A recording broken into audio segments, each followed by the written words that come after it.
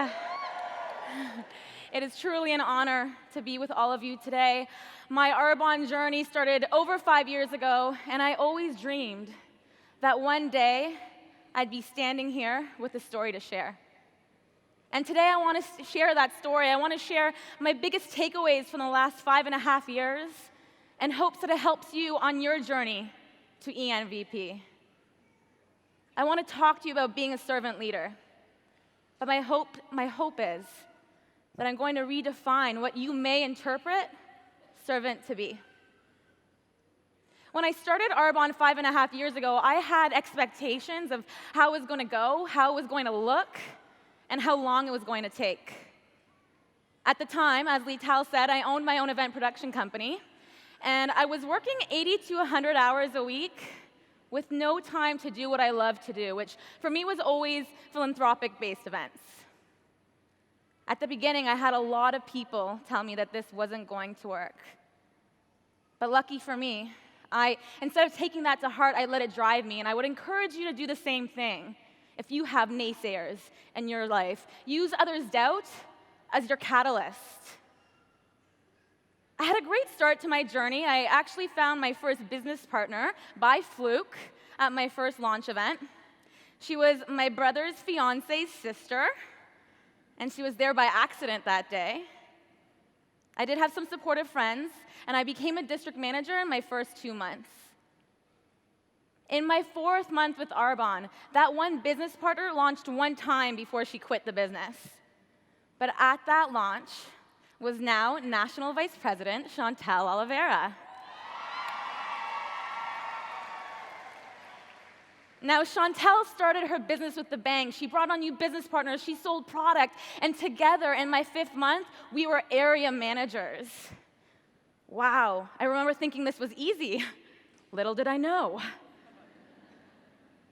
A few months after that, we were regional vice presidents in qualification. And although it took some time to close it off, a year and a bit into my business, Chantal did become a regional vice president, but I did not. Now, I share this with you, not to say poor me, because I obviously don't feel that way. I share this with you so you understand that there is no journey that's perfect. The hurdles always come. And as hard as they are to endure, it was the best thing that ever happened to me. Because it's when I learned my biggest lesson. It's during the hard times that we endure our biggest transformations. And this business is all about transforming into the best version of yourself. So when that happened, I did have a poor me moment. I had a good cry to my incredible sponsor, ENVP Lital Sneer. We celebrated the amazing Chantal, as we should, but I considered what's next. You see, I told a lot of people where I was going and that I was going to be an RVP, and I felt like I was starting from scratch.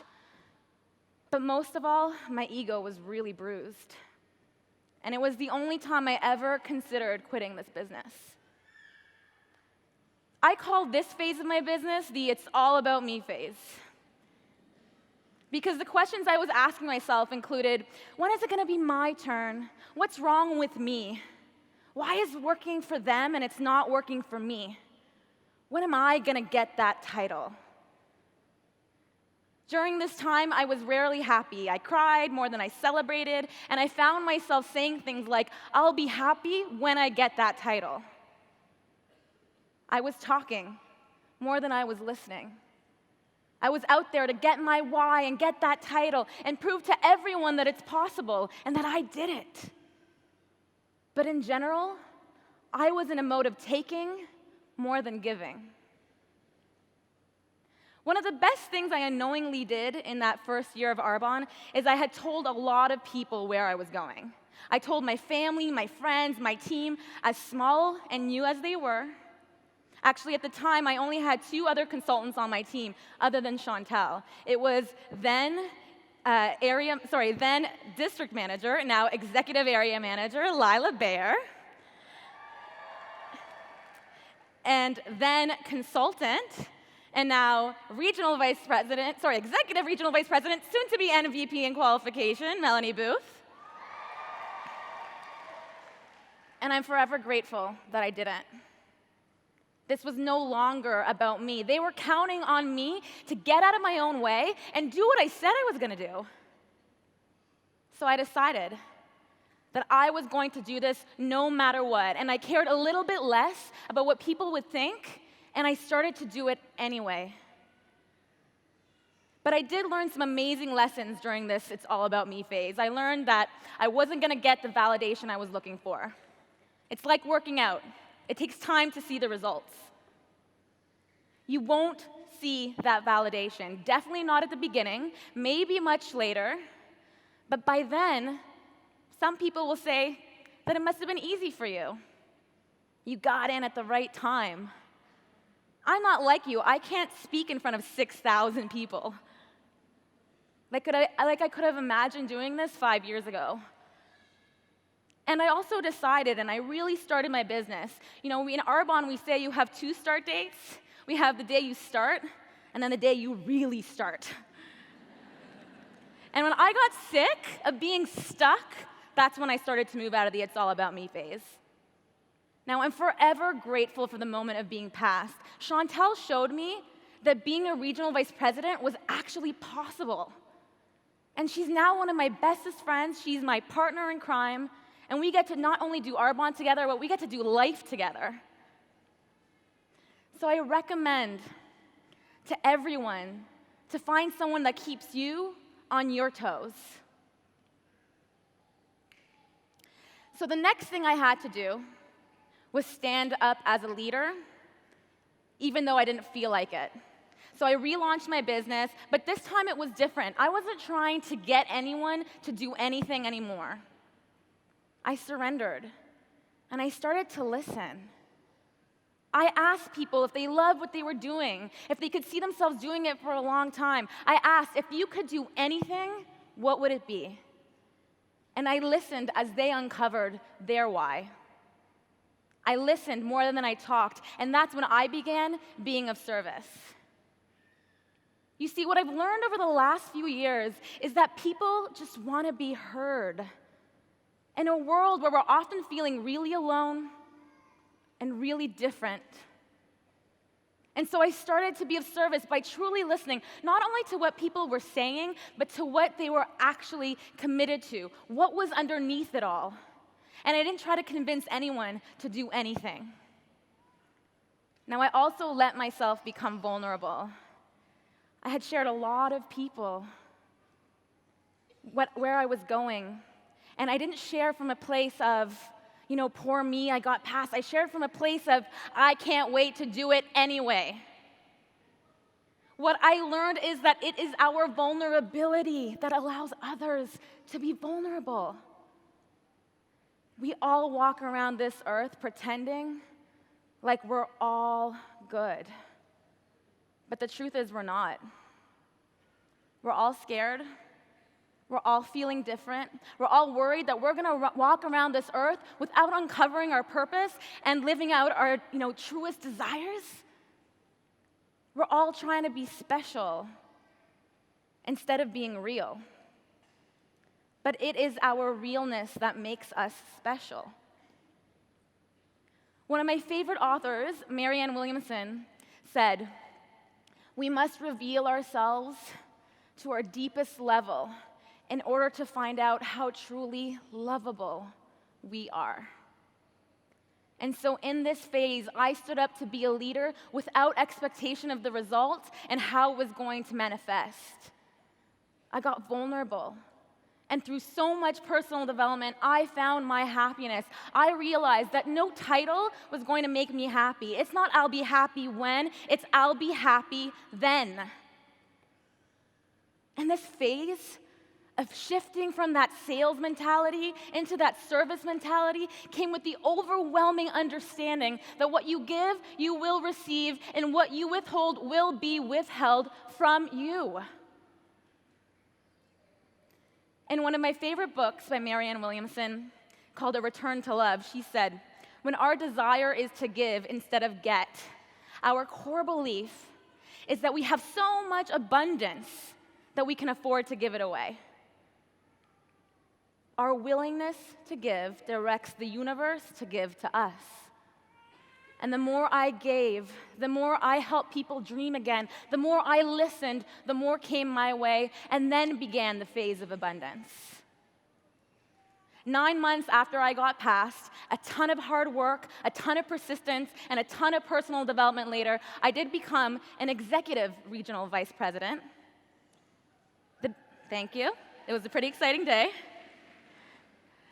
The beginning of the abundance had begun, but there was a lot of work to do because Chantel was right behind me still. One of my mentors once said to me, "What you want is already on its way to you. You would have not had that thought if it wasn't, but it's up to you to remove those roadblocks." How many times have we heard the phrase, "It's better to give than to receive"? Well, this phase is more about it being better to give and to receive. What I learned is that giving does not mean self-sacrifice. It does not mean managing your team and teaching them and coaching them every day. It actually means giving somebody else the same priority as your own. It means leading from the front and showing others what's possible. The problem is how we've been conditioned. You see, we all have this voice in our head that says that this is selfish. How dare we ask for more than what we need in order to survive? And let's be real, an MVP life is more than what we need in order to survive. We ask ourselves, who am I to be brilliant, gorgeous, talented, and fabulous? Actually, who are you not to be? It is not only our right, but it is our responsibility to expand, to create, and to be happy. It's a lot easier to frown than to smile. It's easier to be cynical. It's easier to say that you have more than enough. But what it is actually an excuse. It's an excuse not to step into your light. It's an excuse not to step into your greatness. And there's many reasons why we do this, why we don't accept more, why we don't ask for more, but all of them are in our head. You see, it's uncomfortable to be successful. It's uncomfortable to be in front of a room full of people and be vulnerable. It's uncomfortable for me to be in front of all of you. Who knows, you may actually discover that I'm not perfect. We all have these thought patterns that tell us that something must be wrong with us, that we're not enough, that we're too different. Now let me tell you, you are not different from me. And you are perfectly different from me. And there is someone waiting to hear your story. And there are people counting on you to get out of your own way. But the hardest part in Arbonne for me was the phase of learning how to receive. And it's not enough for me to tell you that you're worthy, to tell you that you can have it. It's up to you to remove your own blocks on the road to abundance and into manifesting your heart's desires. So how do we do it? Well, first, you must mind your mind. We know that our thoughts become emotions, which become actions, which ultimately become our results. You see, I had to decide to be happy. Not later, but now. I had to choose to be happy every single day. Which thoughts are you concentrating on? You must take care of yourself first. You are your own best asset. If you are not feeling good, no one is going to join your team. To fully give, you must be able to receive. So start paying attention to that voice in your head that tells you what's possible, what's impossible, and points out your differences and says that something must be wrong with you. In one of my other favorite books, The Untethered Soul by Michael Singer, he calls that voice in your head the evil roommate. He said, if you have a roommate that says to you everything you say to yourself in your head, what would you do with that roommate? You see, the thoughts, they don't stop coming up. They come up for me every single day. You just train your mind not to listen to them because you are not your thoughts. You are the one who hears them. And then once you do, the next phase is about falling in love with yourself again. You've got to let go of your self-judgment. You've got to be kind to yourself. You've got to forgive yourself for being the one who's been treating you that way and been treating yourself so poorly. Another gift I got through Arbonne is the gift of meditation. And one day, in a really deep meditation, I imagined myself as a baby. And all you mothers out there, you'd understand. I actually thought of myself, 2 months premature, which I was, with these perfect fingers and toes and these noises. And I thought, at what point did I decide that something was wrong with me? That being emotional, that was a bad thing. That something was wrong with my body. That success and money would mean that others, they wouldn't like me. That I couldn't have the life I dreamed of as a kid. What decisions did you make about yourself, and how long have you been living into them? You see, the hardest thing about Arbonne is going deep into your own self-limiting beliefs and unwinding them. But once you do, all there is left is to surrender. You won't be able to predict the future, so you may as well stop trying to figure it out. You must have faith. You're going to need to work on it longer than you think you need to, harder than you think you need to, and it will be more mentally challenging than you thought, but you can handle it. You are meant to expand, and although that comes with growing pains, it's worth it. So fall in love with yourself again.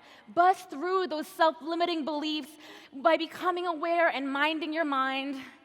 And then have faith, breathe, and surrender.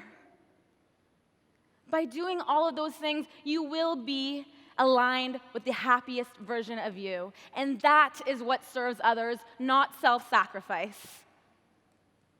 Then you can authentically give people that honor of being heard again, of feeling special again, of dreaming again. Then you will give people the opportunity to be vulnerable and to be happy again. Because you allow yourself to get there, others will follow in your footsteps. And that is what being a servant leader is all about. It's about leading the way and leading with love to, to everyone around you, but most of all, with love to yourself. It's about moving from the stages of taking to the stage of giving and receiving. And by doing this, you won't only be of service to your family and your team, who are all counting on you, but you'll also be of service to the world. So fall in love with yourself. Bust through those self-limiting beliefs by becoming aware and minding your mind, and then have faith. Breathe and surrender.